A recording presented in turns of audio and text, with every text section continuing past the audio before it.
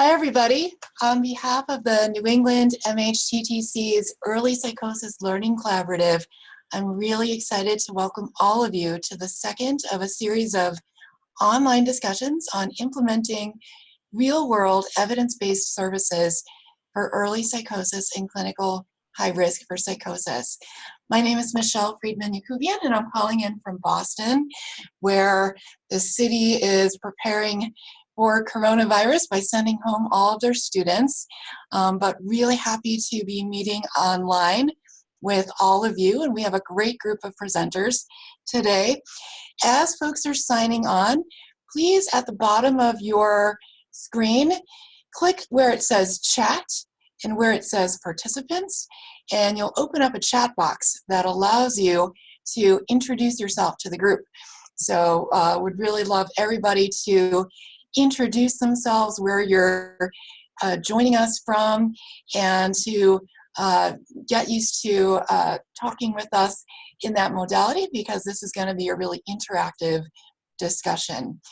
So the goal of this series is to bring together leaders, clinicians, administrators, other stakeholders that are interested in working together to increase the feasibility and scalability of specialized early psychosis and clinical high-risk treatment. The format of each discussion includes a 30-minute presentation by an invited expert, followed by 30 minutes of questions and discussion by participants. And we really hope this series is going to encourage folks with like interests to develop networking and future projects to bring some of these ideas forward. So now I'm going to turn things over to my colleague Rachel, who's going to just share a little bit of housekeeping information. Hi everyone, this is Rachel, the project coordinator for our Early Psychosis Learning Collaborative. I just wanted to review a few housekeeping items with you all before we begin. Participant microphones will be muted at entry, and you'll be able to unmute them during the discussion portion. During the presentation, if you have any technical difficulties or questions about the topics, please use a chat or the raise hand feature during the discussion to have your microphone unmuted. This discussion is being recorded and will be available for viewing at a later time on the MHTTC website. And to reach us after the webinar, you can email newengland@mhttcnetwork.org. And then on the next slide, our MHTTC's mission is to use evidence-based means to disseminate evidence-based practices across New England. Our area of focus is geared towards recovery through recovery-oriented practices and support systems within the context of recovery-oriented systems of care. And on the next slide, to ensure the responsiveness of our work, we will actively develop and maintain a network composed of different stakeholders from each of the 6 states to guide our activities. And then on the next slide, to learn more about us, you can visit our website as well. And with that, it's my pleasure to hand it back over to Dr. Michelle Friedman-Yakubian for introductions.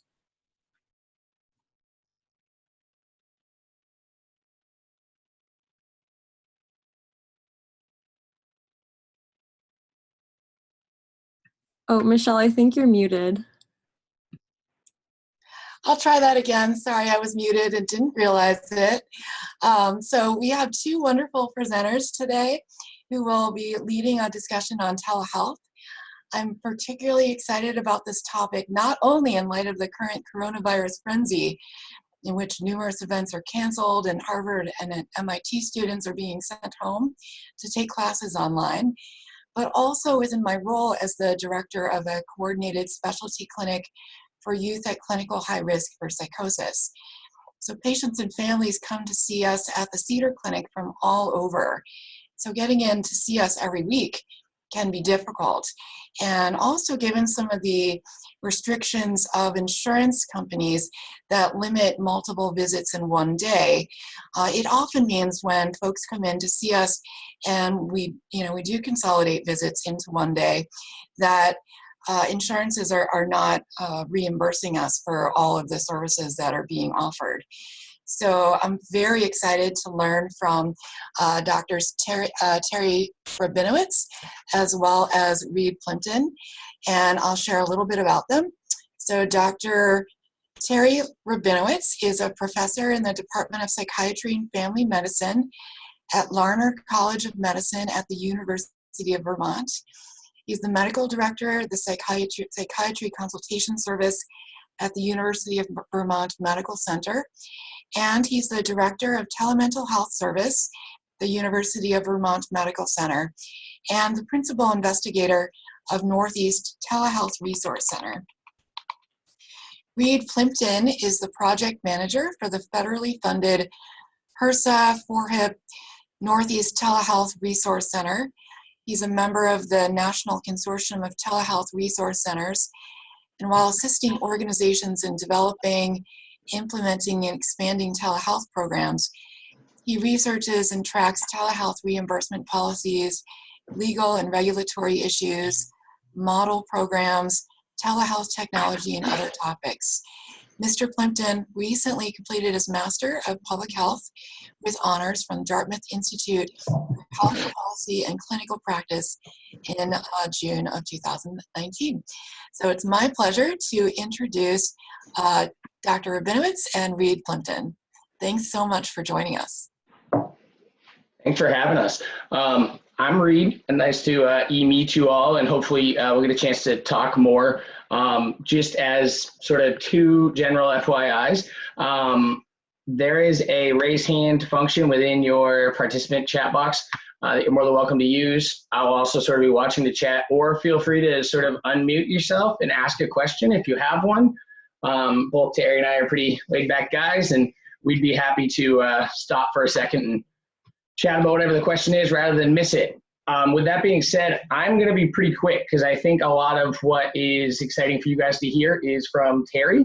And so I'm just going to tell you about the Northeast Telehealth Resource Center, a little bit of Telehealth 101, and then I'm going to pass it off. So with that in mind, the Northeast Telehealth Resource Center sort of has two parent companies, I like to say.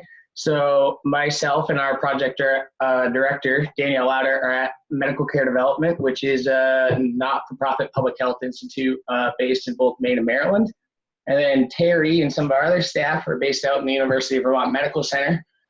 We also have a consultant way up in northern Maine. And we are, as mentioned, a part of the National Consortium of Telehealth Resource Centers. So if you're wondering what that is, we're federally funded through HRSA. There are 14 TRCs, 12 regional, and 2 national. So the 2 national ones are policy and technical assessment specific. If you look in the bottom right, you can see sort of their logos there. In 2017, the TRCs combined collaboratively to form the National Consortium of Telehealth Resource Centers. And so that's sort of its own separate entity where we do a lot of collaborative opportunities like webinars and shared resources. But you can also find links to any of the TRCs and staff through each. Our mission and aim is right there, but I mean, in general, we are here to help. If you have a question about telehealth, no matter how broad or how specific, we've probably either looked it up before or we're happy to do it again. If you're unfamiliar with telehealth, or if you're kind of wondering what telehealth is versus telemedicine, I like to think of telehealth as sort of the top of the umbrella, although digital health is sort of being used as the ultimate tip. But if you think of telehealth as top of the umbrella, telemedicine is the actual clinical care being delivered. So Terry does a lot of telemedicine. I talk a lot about telehealth. There are some other terms that kind of get thrown around ubiquitously that I'd be happy to chat about if you're wondering where they fall in, such as e-health or m-health, which can mean both like a wearable or mobile-based apps. We're really going to talk about telehealth, and then Terry's going to talk about telemedicine. So with that in mind, at this point, with as rapidly as technology's adapting and progressing, there's sort of 3 common modalities of telehealth, and then some other things that kind of use all 3 interchangeably. So there's the synchronous aspect, which is live video. All 50 states are reimbursing for that in some capacity at this point. And it is growing in capacities, I mean, by the legislative session, I guess. Store and forward is really, it took a while to take off, but I think there's probably 16 states that do it now in some capacity. And so that's some aspect of asynchronous delivery, whether it's patient transmitted health data, whether it's some sort of photo, which is what you're seeing there, and it's non-live. Remote patient monitoring is most often live, but it can be asynchronous as well, and it has to do with either sort of home visit program or site-to-site interaction with patient health information being delivered either in real time or sometimes, like I said, asynchronously, but most often in terms of reimbursement structure in live time. I'm going to focus really quickly on two sort of unique growing things that do live in the gray area because they kind of use multiple different aspects growing that I think folks should be aware of. And so one of the provider-to-provider methods that I wanted to highlight is the Project Echo. So extension of community healthcare outcomes. It's essentially a learning collaborative. It's a lot like we're doing right now, but it's a lot more clinically focused. And so there are actual case studies presented, whether because you're highlighting successes and you want other providers that have signed up for this to learn from those, or you're bringing questions collaboratively as a network that you can sort of research. So an example of one of those last year was in Northern New York. They did a Lyme disease one where it was sort of folks talking about screening and false positives and so on and so forth. It was pretty fascinating, but the idea is that you're learning together. There's a lot of those around the world, and you can learn about any of them on the Project Echo website. But there's also a lot right in our region. So there's actually a Northern New England hub, which I'd be happy to tell you about because Netric's a part of. But moving on, looking at the left side of the screen first, there is a growing thing since CMS started reimbursing for it in 2019 called e-consults. And most typically that is utilizing the interprofessional consultation aspect of the CPT codes to share information, although it can be a live video consult as well. But the general theme is that a specialist or just a provider that has the ability to provide services that a system can't is able to consult in, whether, like I said, live video or providing, commentary on a photo, so on and so forth, to the other system in the general aim of increasing access to that care. There are, I think, 13 states doing this right now, and so that's another thing that's growing quickly. On the right side, I kind of alluded to some distance learning based things with Project Echo, but these are different in the sense that Project Echo is its own thing that you can apply for funding for. There are CME based web events all the time. So the TRCs do one, I think you're attending one right now. And so that's obviously going on. And that is telehealth in some fashion because it is increasing access to care in the avenue of increasing education of providers. And then that second bullet I wanted to throw on here specifically because the funding application is open currently. I think you're pushing up on about a month until it's due. Might be a little less at this point, but the DLT grants are actually, I don't want to say the only grant, but one of the primary grants that allow you to buy equipments with the funding. It is a little bit limiting in the sense that I think it's a 15% match component that's necessary.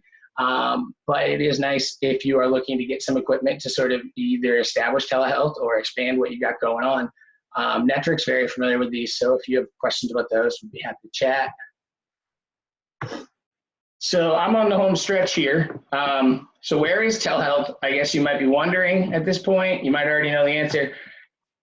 The answer is everywhere, truthfully. I think one of the things that Terry can attest to as well that I love about our region, maybe I'm biased, but is that we're really creative, so there, for instance, one of my favorite examples that you can find in the additional slides that we're actually not gonna be able to cover today is a primary care by boat to the outer lying islands out here where I live in Maine.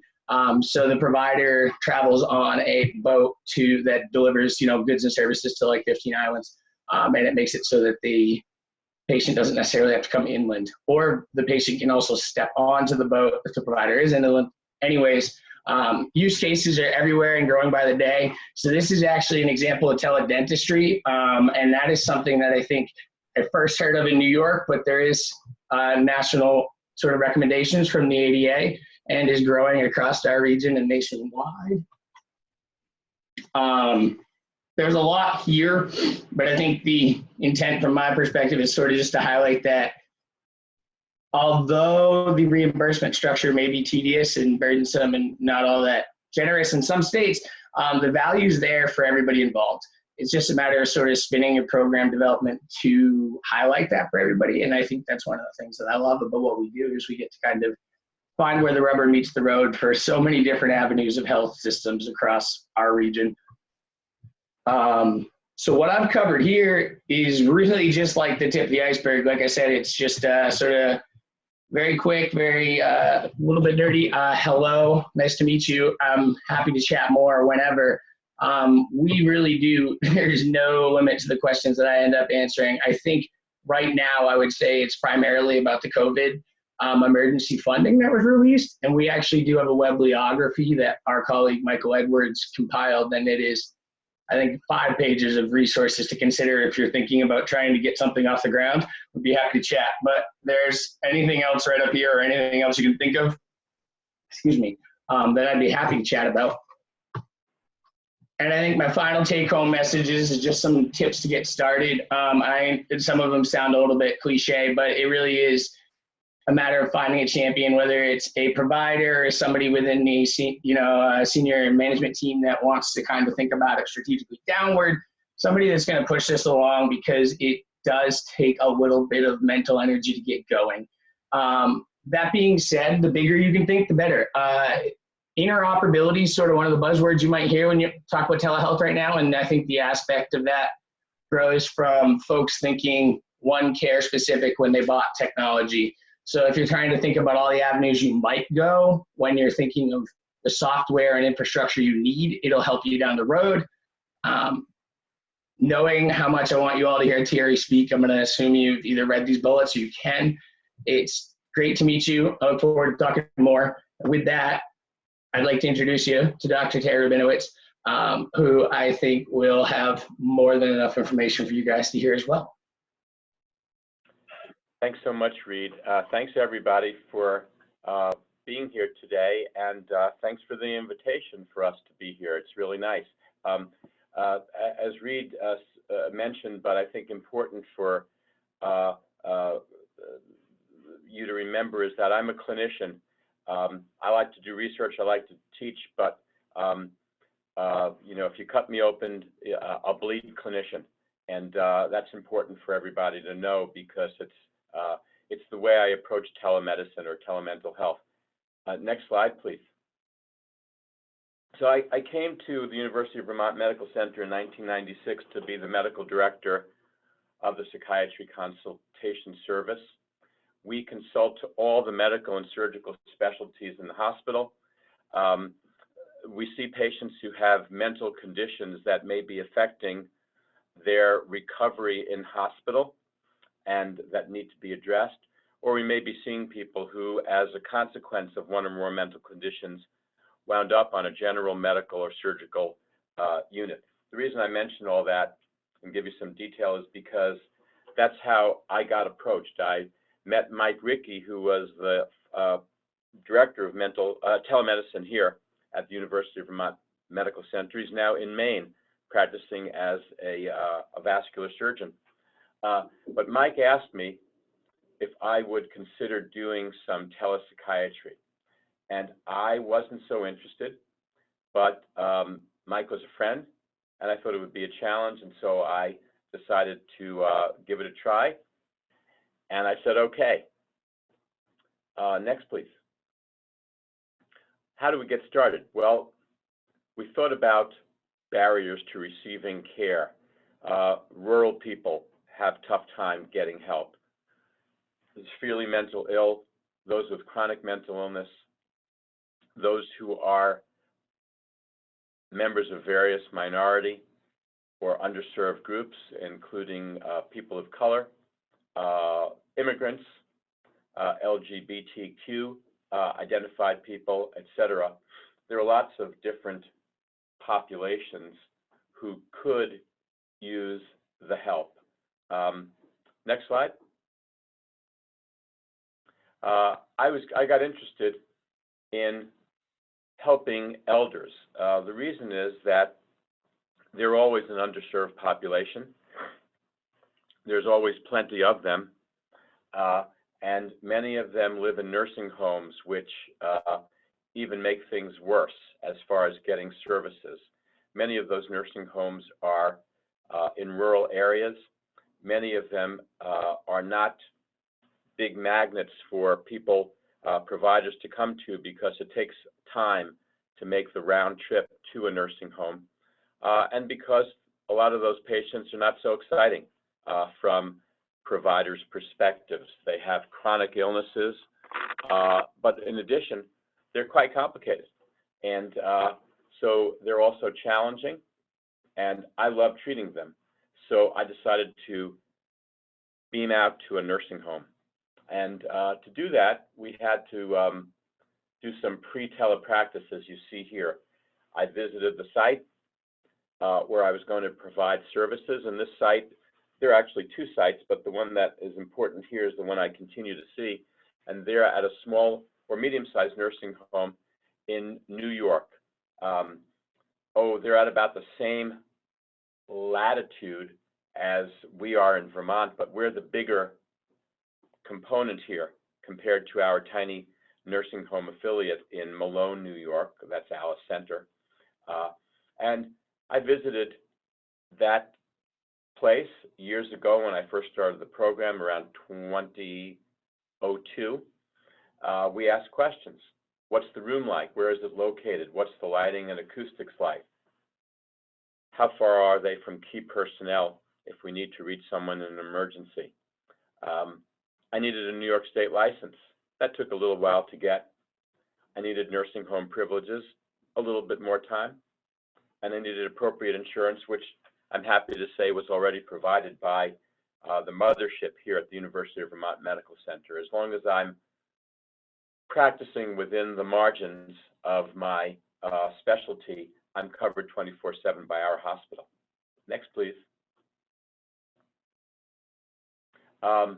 Here's P to the fourth, proper pre-planning and practice. Make sure you have real technical experts at the provider and patient sites so you don't get caught in the middle of a telepsychiatry consultation or a telemedicine consultation without help.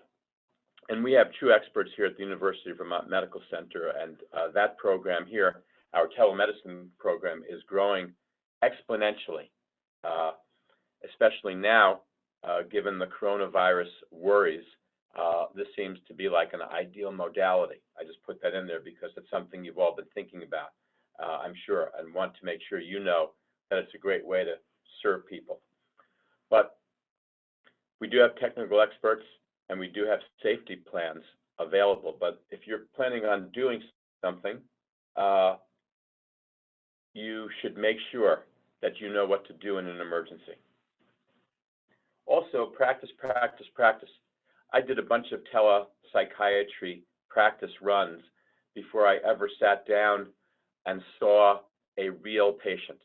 So we could debug, we could talk about how the telemedicine experience was for all the personnel involved. We could work on something we call telepresence. That is, how did you comport yourself with the camera, with the person on the other side of the camera, a distance away? Did they feel like you were there with them, or was there a feeling like you were somehow disconnected? Did key personnel at the distance site identify any major problems? And I think it's very important to make sure that everybody is heard and that their concerns and comments are taken seriously. Here's some things to consider. Patient and provider video etiquette, camera placement, microphone quality.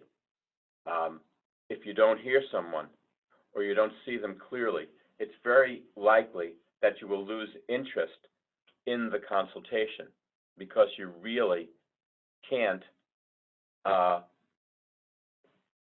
get an idea about what that person is trying to do or say, and they don't look real. important thing here, if you are typing, try to mute yourself so that the sounds are not distracting. Have good light, a good background. Don't have it busy and cluttered. And make sure that you have the best connection possible. If possible, have it wired. If possible, don't be doing it with connectivity that may fail on you, like even good Wi-Fi sometimes does. Make sure you also have integration with the electronic health record when you can. I say that, and then I will tell you, I do not. Our hospital still is not wired in to the nursing home across the lake, so I have to depend on written notes or the nurses on the other side giving me information that they glean from their computerized network. Next, please. Here's what we learned early on. This was material that was published in 2010, but even though it's 10 years old, no one's done anything like it since, so I'm very happy to still brag about it. We looked at 106 different nursing home residents following 278 separate encounters. The average age of these folks was about 77.5 years. About 2/3 were female. That's typical for a nursing home. Depression, dementia, and delirium each comprised about 21% of the principal diagnoses. Adjustment disorders were present in about 12.5%, and behavioral disturbances were present in 17%. And that's important because they were exacerbated by vision and hearing problems. And if any of you have had any experience with treating nursing home residents or have a loved one or two or three or four in a nursing home, you will quickly realize how quickly someone may lose his or her hearing aids or glasses or dentures or other things that are there to help not only with quality of life, but with just simple communication. Here's what we found. If you go down to the bottom of the first table, you'll see that we calculated charges that we might have put through for our particular work. These are about $65,000, $66,000. And then in the second column, these were some costs and time estimates that we made. Consider if I were to travel to see these patients for individual visits, I would have spent 35.1 days in my car. That is a full day in my car. So more than a month of car driving to get to my patients. The total distance I would have traveled was 43,000 miles. Fuel costs, when we estimated it back then, was about $3,700.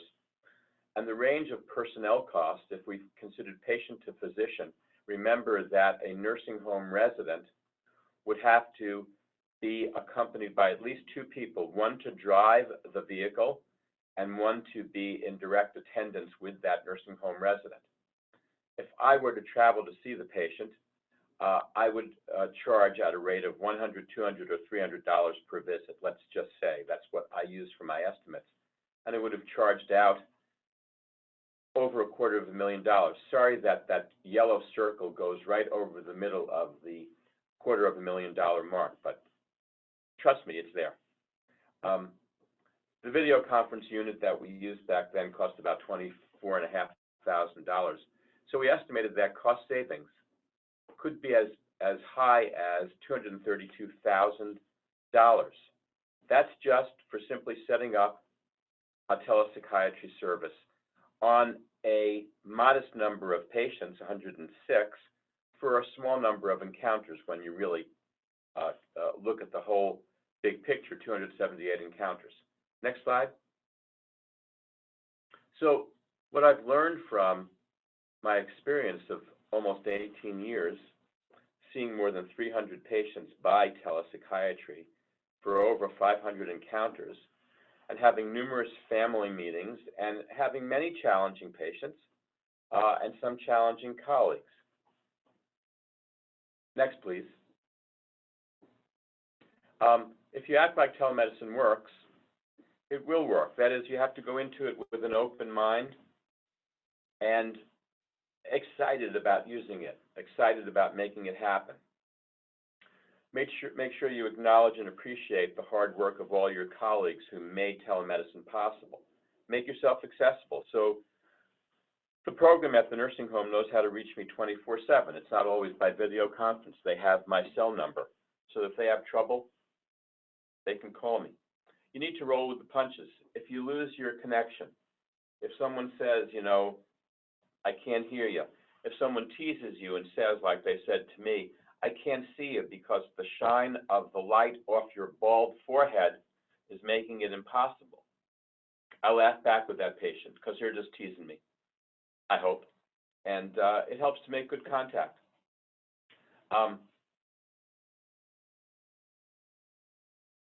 If you're going to have difficulties, just make sure you can chill out and not make them worse than they are. You know, if you lose your contact, your transmission, call back, call your technical people, chill out. Next slide. Most important, look at the camera. This is one of the most highly respected people in telemedicine. Her name is Elizabeth Krupinski, and she studies how people interact with machines and how they interact with various technologies. And she graciously provided this slide. She's showing me, or us, how not to do telemedicine. What she's doing is looking at someone's image on a video monitor, but she's never making contact. Why? Well, she's probably trying to make eye contact with the person's image on the screen. But when you look at that person's image and you're trying to make eye contact there, it's very likely you're not facing the video camera that's transmitting your image. So do keep that in mind. A lot can be gained by making good eye contact. A lot can be lost by making poor eye contact. So look at the camera. Next.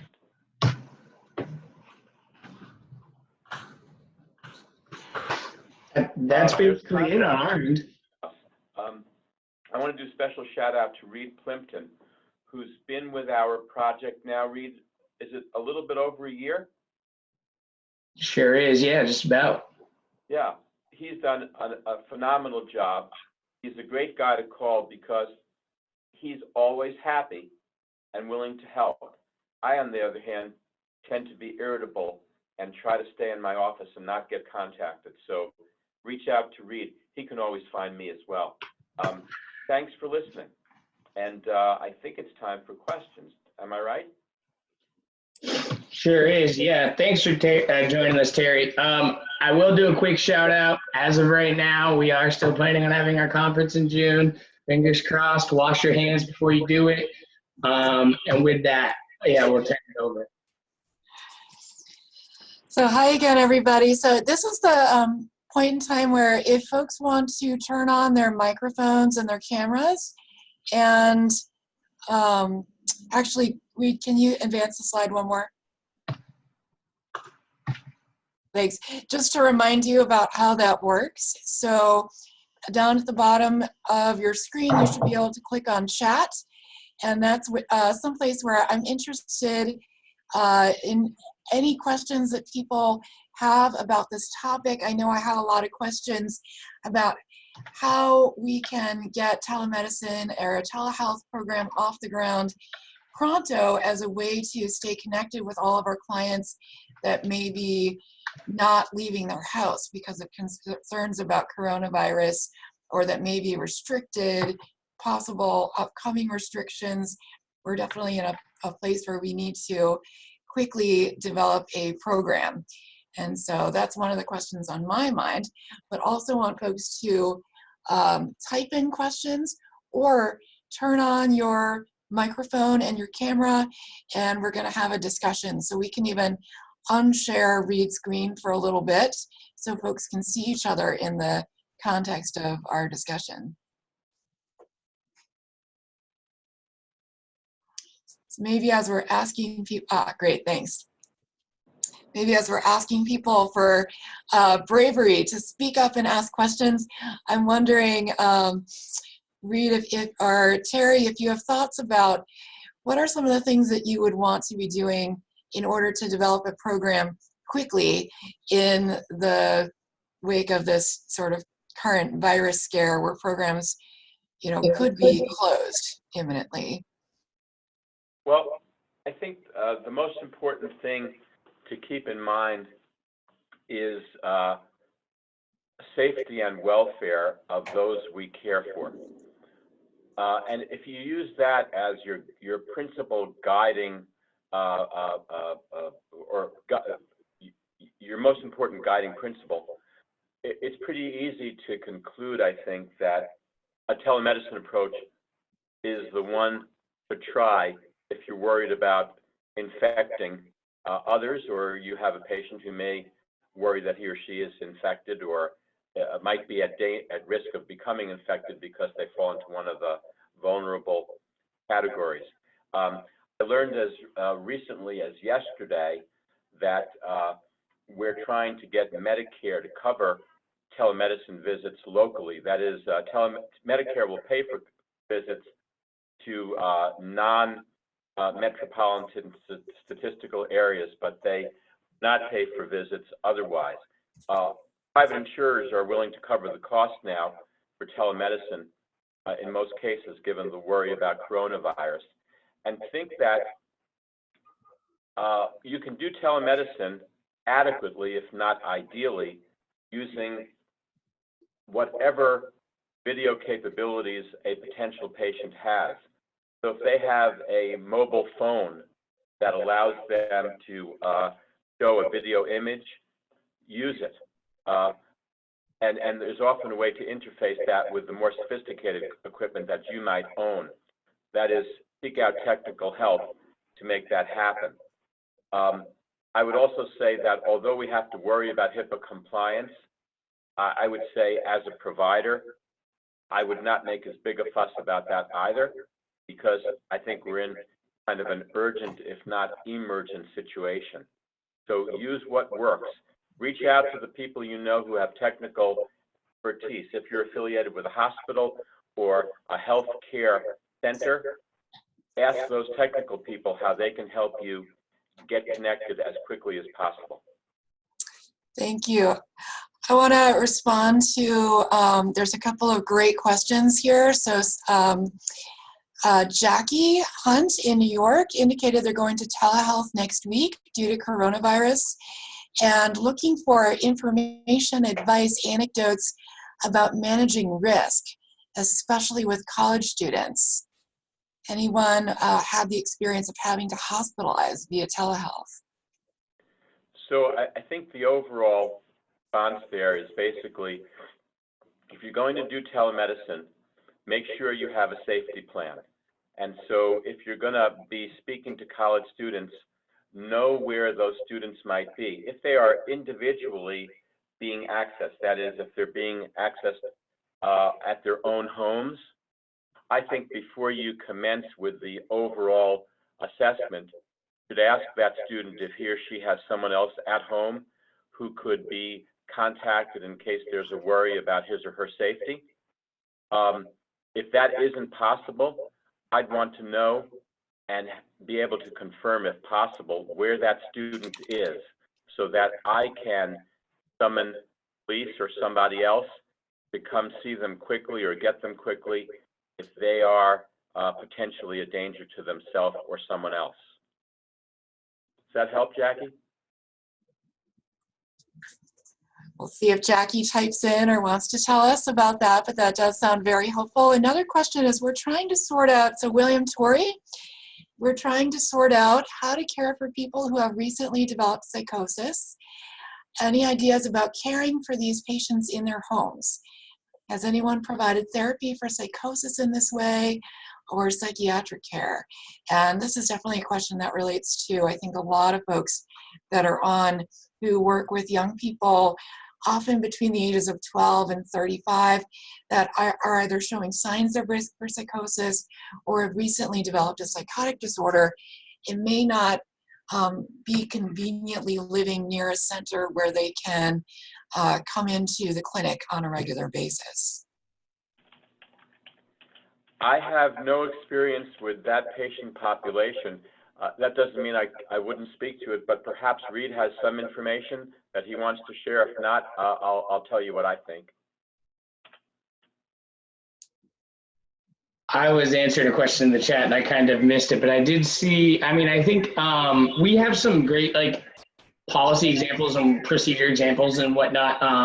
I think from a like sort of medical board standpoint, I think one of the things that I would sort of stress to folks is that some of it is just as it's not going to feel all that comfortable until you start trying it. But from the procedural standpoint, if you have the same procedures you would in place for doing it in person, then you're probably all right. And it's just a matter of making sure that you do patient education and all these other things on the same side of it, and then you'll get more comfortable. But as far as, you know, risk and that type of thing, it is just checking the same boxes that you would do it if they were in your office, especially with the current waiver. But I'd be happy to chat about all that. Yeah, I would add to that, from a clinician perspective, and I think of significant interest is that people, even with psychosis, do pretty well with telemedicine technology. And contrary to what some people thought would happen, they do not incorporate the telemedicine image, et cetera, into their psychotic symptoms. So they don't think about you on television as being part of their delusional world, as it were. In fact, and this was anecdotal information that we picked up over the years of doing our work, many people with psychotic disorders and some on the autism spectrum turn out to like the telemedicine experience more than the face-to-face experience because it gives them some distance from the provider, which they find comforting. I would say that I'm not sure if Dr. Torrey was wondering specifically about providing psychotherapy to these folks or medication management as well.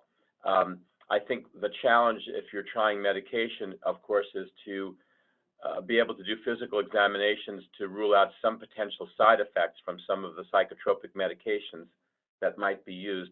And in that respect, we try to use people on the other side, that is, if they have access or they can make a home visit, to check for side effects from, let's say, antipsychotics, including cogwheeling, akathisia, and other problems. That's all I have to say. And to that last point, I think that I'm glad you mentioned that, Terry, because I think that that's another, I think that's one of the things that's going to sort of normalize and standardize next in terms of medication management between the CONNECT Act that was passed at the end of last year around telemedication assisted treatment, but also sort of, I don't know, on a more broader spectrum, it's called the ET3 model. It's being pilot tested by CMS right now, and it's the emergency treat and triage system. But effectively, it's aimed at turning emergency medical systems, you know, ambulances and such, into sort of a triage system. So the ambulance has the capability to do vital testing and, you know, drugs, urine samples, and so on and so forth if needed, but also can determine whether or not a patient needs to go to the urgent care versus the ED versus they are able to stay home until Monday. Also capable of doing some of the warm handoffs that I think some of you are rightfully so kind of wondering. And so those awards just went out, but I think it's also just interesting to think about from like a planning perspective that capability is starting to happen. There's a really great webinar by the University of Houston and the Houston Emergency Medical System on the National Consortium site that talks about just all the various different benefits they got from Hey there, wanted to also respond to that question regarding working with young people with psychosis and doing that work. At the Cedar Clinic, we're just in the process of looking at policies around how to officially do telehealth visits and, code and bill for them, but we've been informally, we do have a Zoom account that is HIPAA compliant and have informally been using the technology within the clinic in a few ways that are useful. I found for myself when we've always used it in the case where we've gotten to know the client and family in person first. So we're not engaging with folks we've never met yet. We don't have that experience. But for folks we've met with, for an initial visit in the clinic, and for one reason or another, we could be doing a family session and one member of the family is unable to participate in person, or we could be connecting with a young person who relies on their parents for transportation, but they can't get to the center at a particular time. And I have found that technology works very well for being able to make visits more convenient for young people, for their families, so that they can participate in meetings versus needing to put off meetings for weeks or months until they can make it into the center. Mm-hmm. Another thing I've really enjoyed in working with patients is the share screen function. So just like Reid and Terry were able to show their screen in order to see the slides, you can do that with clients if you want to make a pro and con list or work on a particular skill. You can actually look at things together on the screen, and it's a nice way to do that.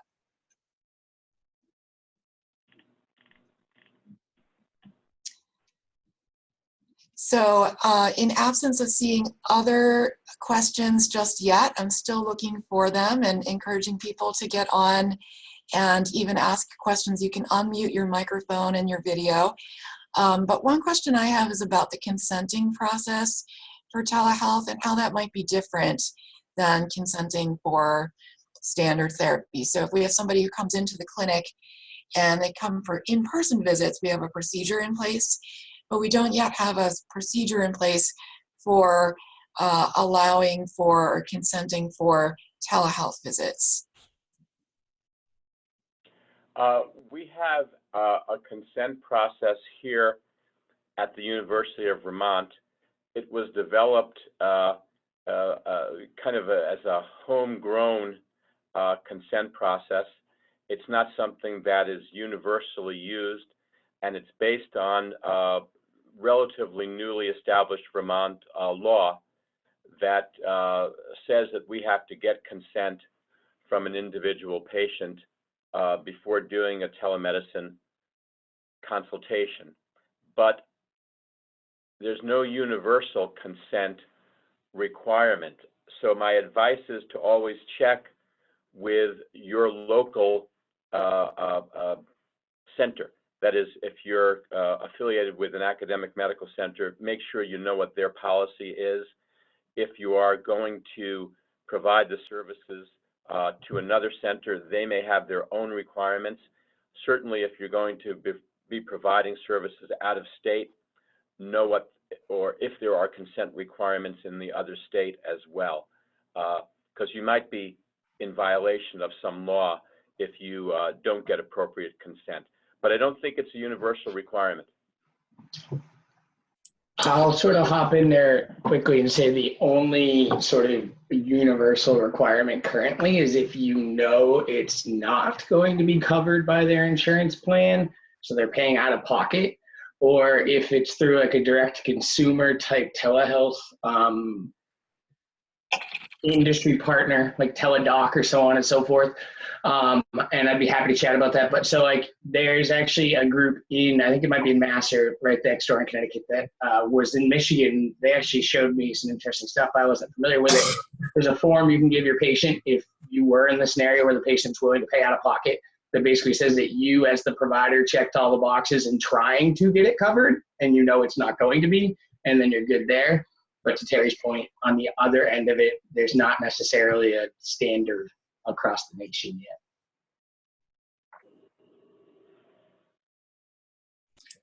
Great. Looks like we have someone maybe opening up for a question. Dr. Robbins? Yeah, I just unmuted here. As you know, I've been interested in the whole financial side of this because it seems to make or break new ideas pretty quickly. And I'm curious to hear a little bit was said about reimbursement and funding for telehealth.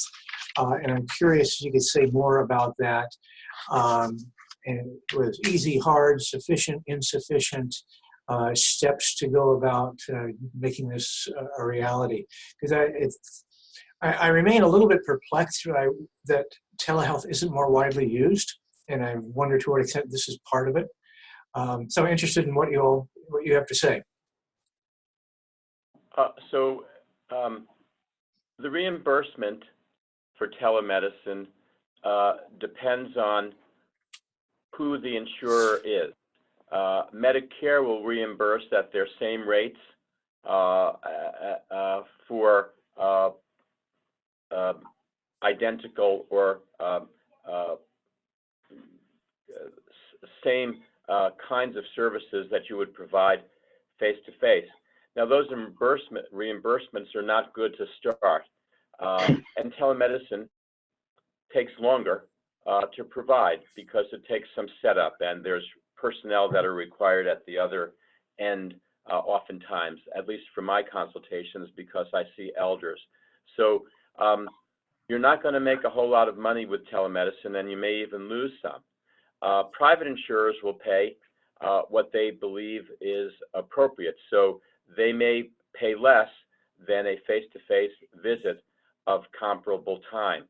And so you need to know what the reimbursement will be. What we've advised some people who are thinking about starting programs is to see whether the folks who want the service would be willing to enter into a contract where they pay for a block of time rather than for an individual service. And so they carry some of the risk then if a patient doesn't show.